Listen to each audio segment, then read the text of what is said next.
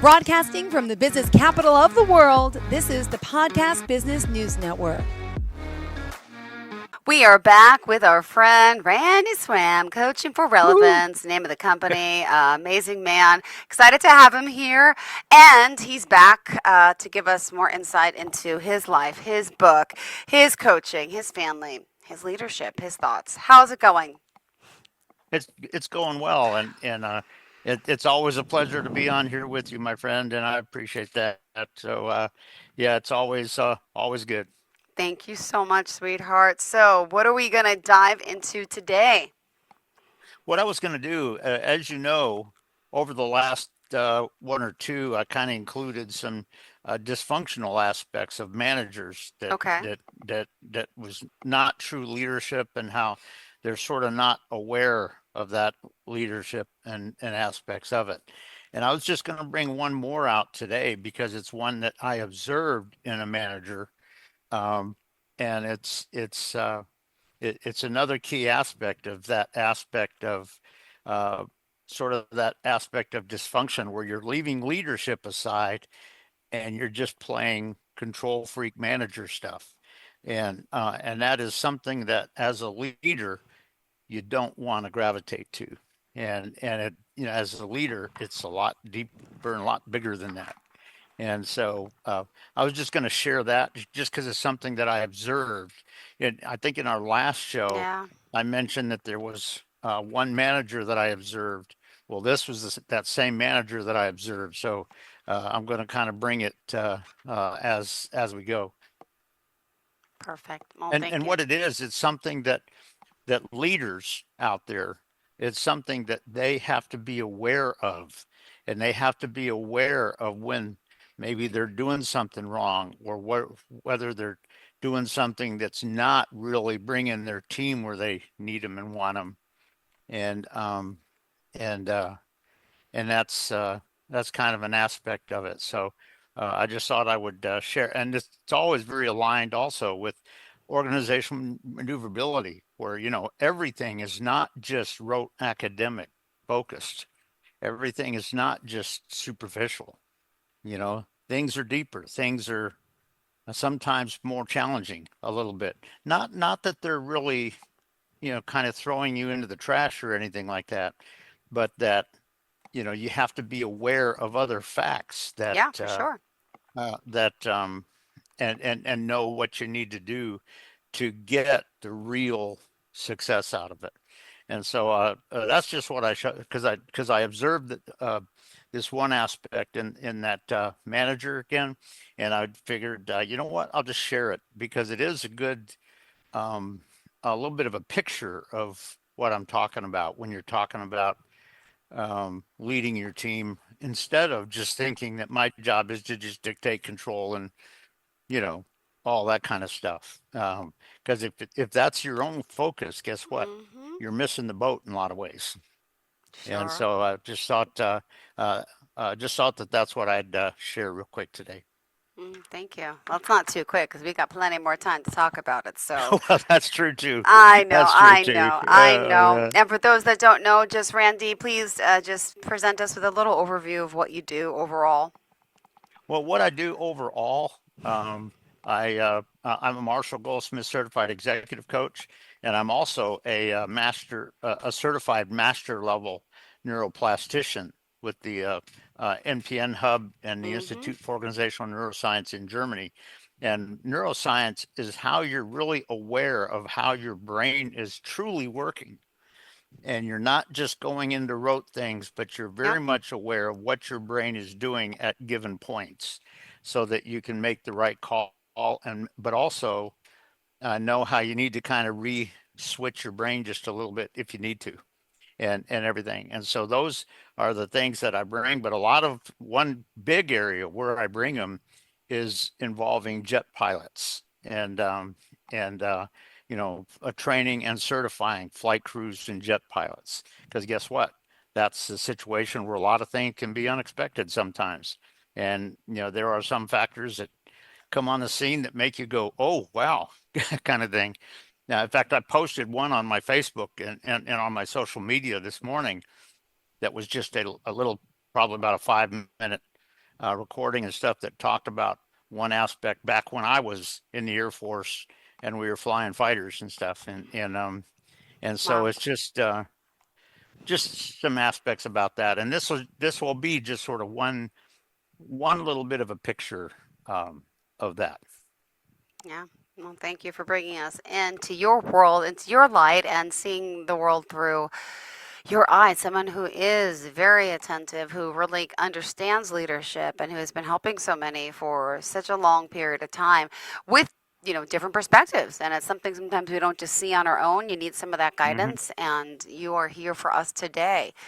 Go for it, Cool. Brandy. What are we talking about now? Okay. Well, I'll tell you what I'll do is I'll first of all I'll just mention Mm-hmm. the one thing that I observed with this one manager that Okay. was sort of the dysfunctional aspect about it. Um, and it's not that she was just being malicious and violent and all that. No, not at all. But she just there were aspects about it that didn't didn't understand, and so that's what it is. But what I will say is that in the process of the training aspect of their team that is training pilots and Yep. things of that nature and everything, one of the things that she did because she thought it was really pretty good was that she could kind of Mm-hmm. change things a little bit and add to some aspects of the training certain aspects about AVT, which is basically the automation in your airplane where you're having to get an idea as to how it's working and how it's creating the navigation and all of that sort of stuff and everything, and getting some aspects about that. But what was interesting is a lot of it changed to the extent where some of the instructors may not have been Yeah. really aware of what they need to do differently when they're with the pilots and stuff, the clients that they're working with.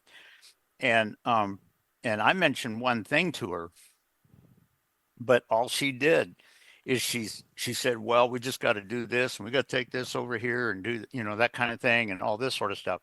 And and the aspect about that, that just you do see some managers that do that sort of thing, and I don't mean Yeah. like in any just the company that I'm with or anything, but just all around society. You see this, and uh, what people are doing is very often when you see a manager doing that, they're thinking solely on rote superficial aspects, and they're just saying, okay, well, we need to do this. But you know what? When you come out and think that we need to do this, Oh yeah. it's not wrong with Mm-hmm. the adaptation and the change that that manager made in the program and everything.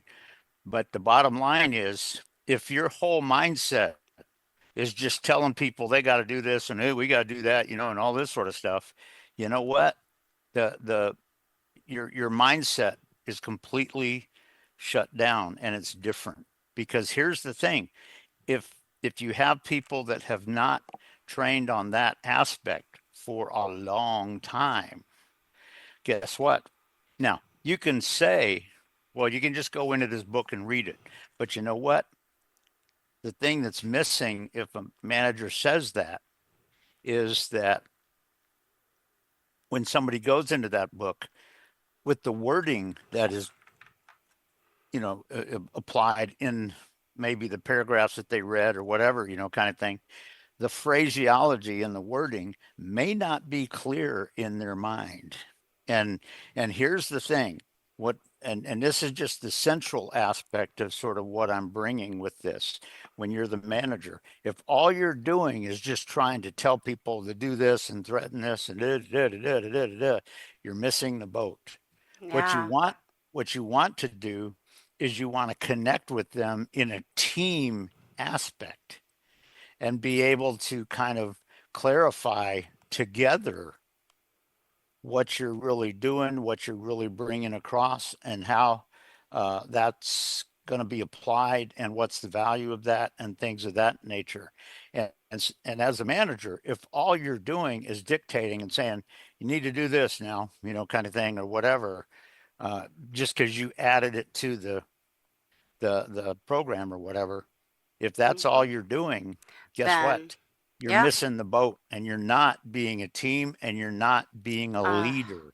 And uh, so the thing is, and I've done this a number of times in my whole career, where I go to people and I ask them questions yeah, on what, and I ask them questions that get them kind of answering some questions and bringing some ideas out and bringing some thoughts out.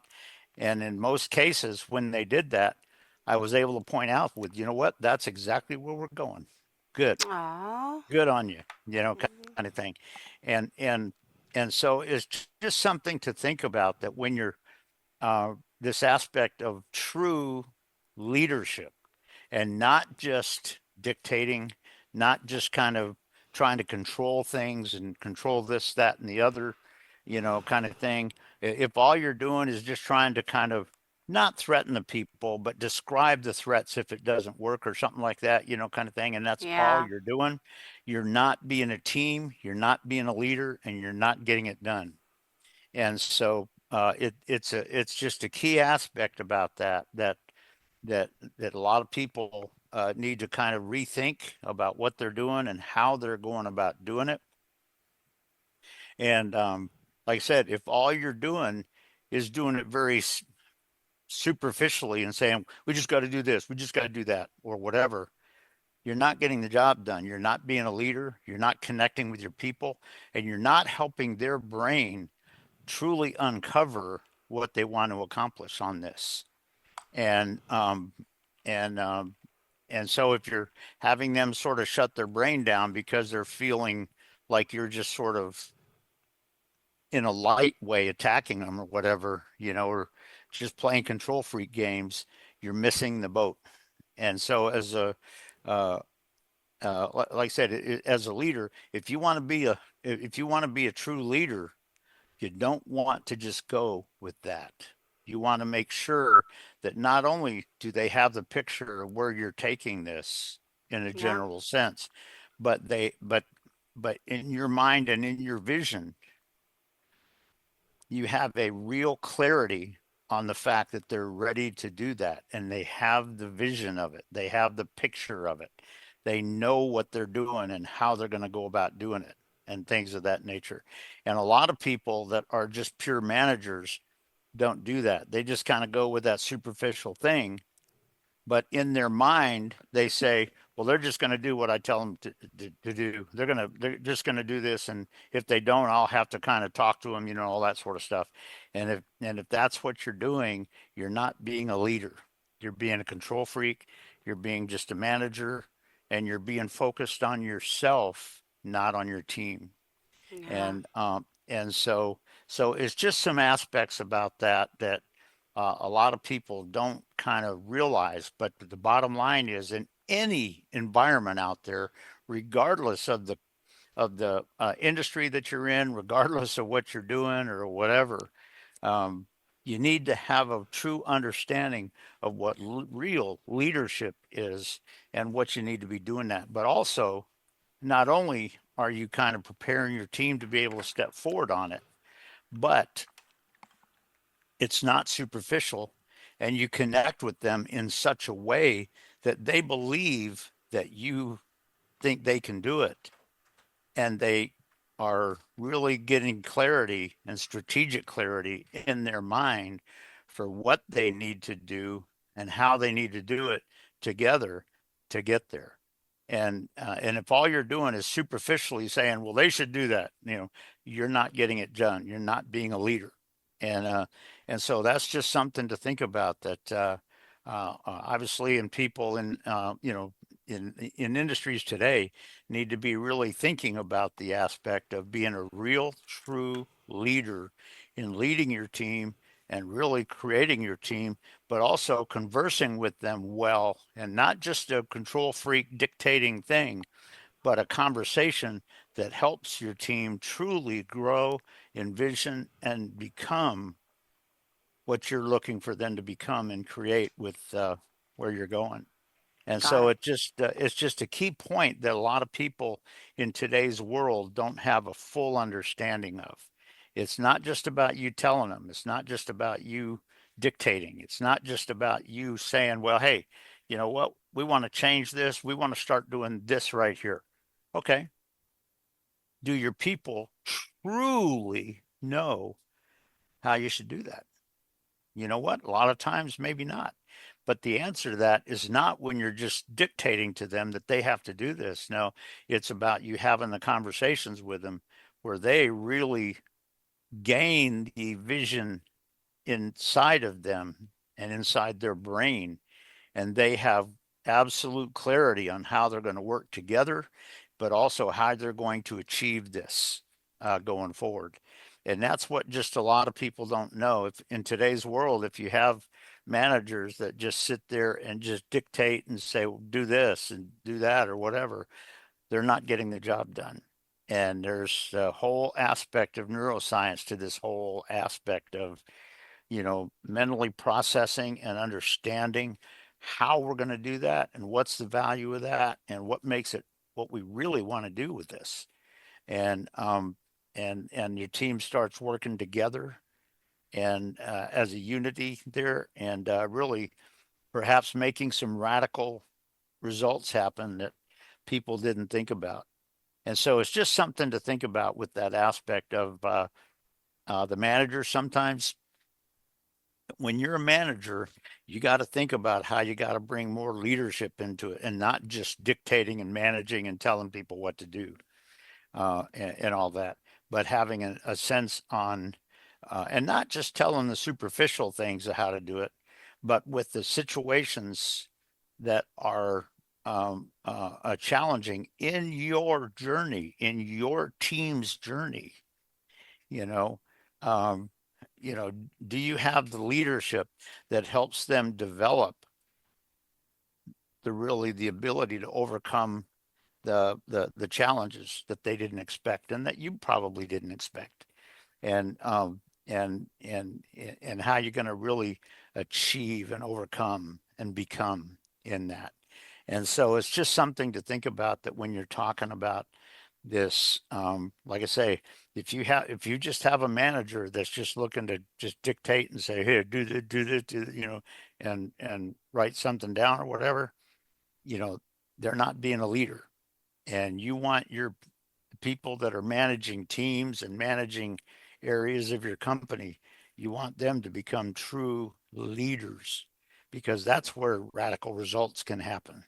And it's just something that a lot of people don't think about. But I just, like I say, when I observed that in the one manager, I said, you know what? That's another aspect of what I'm talking about. And so it's just, you know, as a manager, it's not just about you dictating and all that kind of stuff, but it's about you dictating, but also you leading in such a way. Because here's the thing: if you're leading well, 9 times out of 10, you don't have to dictate quite as hard. And because your team is going to typically get there even without you threatening and, playing dictatorial games and stuff. And so it's a matter of priority on which one is more important. And when you're a manager, are you truly leading, or are you throwing leadership aside and just doing your thing? If you're doing that, you're not. Cause, and some people in today's world, and we've all probably heard somebody with this, but a lot of people in today's world have this thing that they just, if there's anybody that's resisting what they're telling them, they just say they're goofy, they're idiots, they're not, they're just evil, they're not doing anything, kind of thing. And you get some of that going on, and that's not what you really want when you're talking about trying to reach radical success with it. And so it's just something to think about with that, that it's just another example of kind of what I observed in one manager, um, of how that was, setting true leadership aside and not really preparing for success. Because here's the thing: if people are going into a certain time period. Maybe there's a 2 hour thing that they're going into with a client or whatever. Guess what? When they go in there, if they have an idea kind of what you said on this, okay, that's one thing. But you know what? If there's no real clarity on how you wanted to do this, how as a team you wanted to make this happen, what do we need to do on here? What do we need to do to make sure the client is smarter and is more aware going forward and things like that? Those are aspects that sometimes people don't see. And if they don't see that, then guess what? The results of what you're talking about is not what you really are looking for, and it's not going to give you the radical success. So it's just something to think about when you're talking about, uh, this one aspect of perhaps being a manager, but not really bringing true leadership to the picture. And so just it's just something for the listeners to kind of think about and maybe think about aspects of where they've been and what their journey has been and all that kind of stuff. But what you want to do, you don't want to just be a dictatorial manager. You want to be a true leader person, and you want to bring leadership in such a way that your team develops and becomes not just from your dictating to them, but because of what they observe, what they experience, what they see, and they get to the point where they come up with radical success in a way that nobody expected. And so it's just something to think about on that. But it's just one little aspect there that when you're talking about being a manager of a team or a leader or something like that, you got to be aware of that. And if that is starting to sneak in, you need to put it aside. You need to be focused on the leadership aspect of it. And it's just something to think about it that we, have to be very much aware of it when we are in that. So just something to think about. Thank you. Thank you. Well, as far as leadership, you've been leading your whole life. Did you ever have to sit back and let others lead, even though you had to grind your teeth and bite your tongue, knowing that it wasn't maybe the best leadership? How do people get through that? Because a lot of us have bosses. A lot of us work with people who think they know how to lead, but we have to respect them. How do you deal with situations like that when you want to tell them there's a better way, but you can't? Yeah. Or Yep. can we? And you know what? There are times when you can do that because it's not if it's a boss that is your boss that's doing it, very often 9 times out of 10, it's not by you telling them what to do or you jumping in. Mm-hmm. Uh, that's it. Basically, if they experience within you how you have really brought leadership, a lot of times they may ask you a question and I've had some people do that in the past, not hundreds or thousands of them, but just a good number of them have because they knew my background and everything, they came in and just asked a question of what I thought with what was going on. And I was able to just give them a quick answer. And sometimes I'd ask them just a quick question on what do you need to do differently? There's been one or two times where the boss that I worked for in aviation actually came up and told me about a bad situation that happened with one of the maintenance people and everything. And he said, "Randy, what do you think?" And I just gave him a couple of questions to get him thinking, kind of thing. And he was very appreciative of that. I didn't tell him what to do, but if he wanted to ask me on something, he could. But I got his mental processing thinking and going to be able to determine what is really true. And I'll tell you, the Air Force uh, uh, commander that was actually the chairman of the Joint Chiefs of Staff, I think from, oh, holy cow, if I remember correctly, I think it was 2001 to Ah, 2005 or something like that. wow. General Richard B. Myers. He was a squadron Ah, commander of my squadron at the Fourth Attack Fighter Wing, and uh-huh. I flew with him a number of times. And in my autobiography and in the Hollywood movie, one of the things that it mentions is he is one of the finest leaders I ever served with.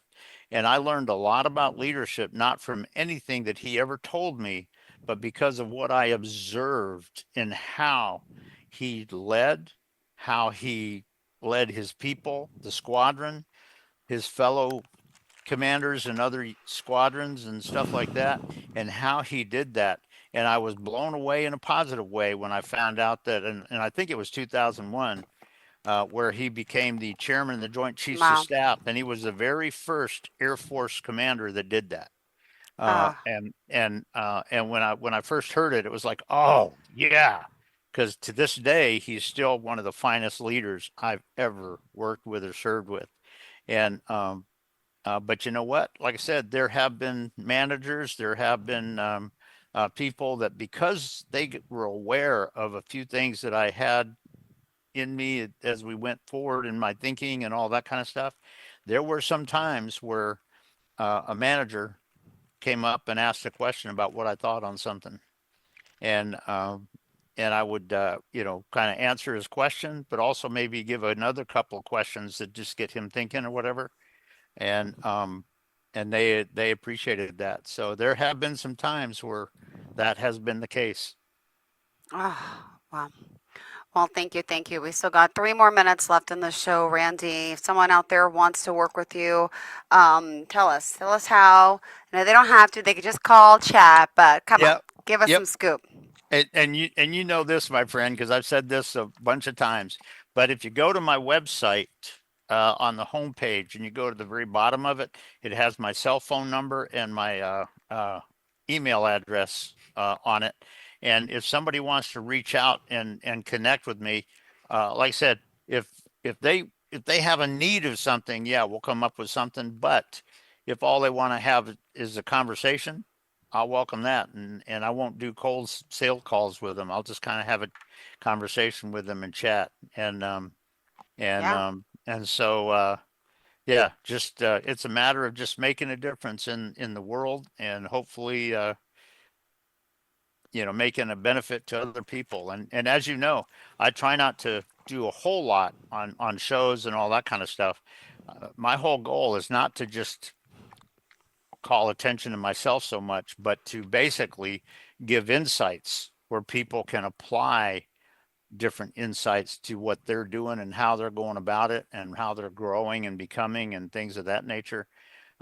If some of the things that I kind of bring up, bring that benefit to them, that's what I'm all about. So I'm glad to, and as you know, Jill, I totally appreciate you as a friend and as a colleague here, and I totally appreciate you and just how we connect when we're on a show and stuff like that. So I ditto, just ditto. very grateful for you. Same here, sweetheart. Thank you so much. And to contact you one more time, tell us how we can reach you, please. Oh, okay. Yeah, you go to the homepage on my website, Mm-hmm. coachingforrelevance.com. And if you go right to the very bottom of the homepage, it has my cell phone number there and it has my email address there. So if somebody wants to reach out with a quick email and stuff like that, and basically just have a conversation, we can probably schedule that. Beautiful. Thank you so much, as always. Always a pleasure, darling. Enjoy your day, and we'll talk soon. By the way, how's the weather out in Dallas? Is it warm, hot, sticky It, yet? it's actually it's actually pretty nice today, and Good. it's not hot and it's not like cold. It's just kind of in the middle, kind of thing. But it's the weather's actually pretty decent today here in Dallas and Fort Worth. So that's actually good. Always a pleasure. Thank you so much. We're cold in New York again. Loving all the seasons. Up and down, up and down. Thank you so much, sweetheart. Enjoy your day, Randy. Okay, you too, and we'll be seeing you again.